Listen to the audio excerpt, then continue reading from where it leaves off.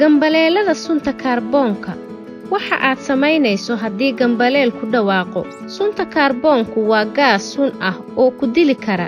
Ma arki kartid, urin kartid ama dhadhamin kartid. Wuxuu si gaar ah khatar ugu yahay ilmaha yaryar iyo dadka duqowda ah. Sunta kaarboonku wuxuu ka imaan karaa aalad kasta oo shidaal ku shaqaysa oo taala gurigaaga. Tusaalayaasha waxaa ka mid ah agabka ku shaqeeya gaaska, shooladaha xaabada lagu shido, burjikooyinka dhuxusha iyo matoorada awoodda badan.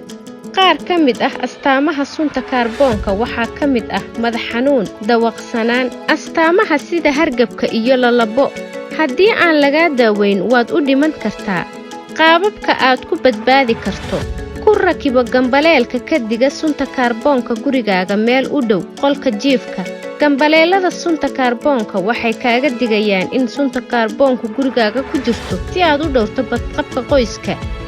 Sharciga gobolka Washington ayaa ka doonaya dhammaan guryaha kirada ah iyo qaybaha ka midka ah dabaqyada in lagu xiro gambaleelka sheega sunta kaarboonka gudaha guriga. Mulkiilaha guriga ayaa mas'uul ka ah bixinta gambaleelka sheega sunta kaarboonka.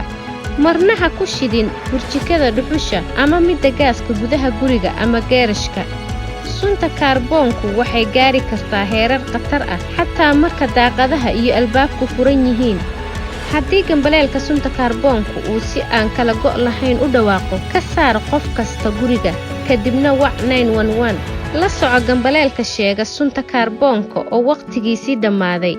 Haddii gambaleelkaaga sunta kaarboonku uu dhawaaqo 30 ilbiriqsiba mar, ma ahan xaalad degdeg ah. Waxay ka dhigan tahay in gambaleelkaagu dhacay ayna tahay inaad mid cusub ku beddesho.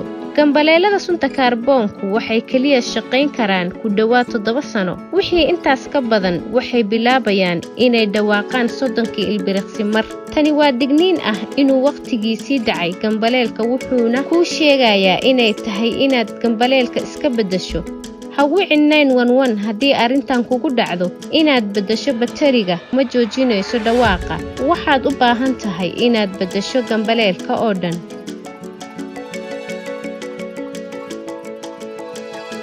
Wixii macluumaad dheeraad ah fadlan booqo website-ka seattle.gov/fire.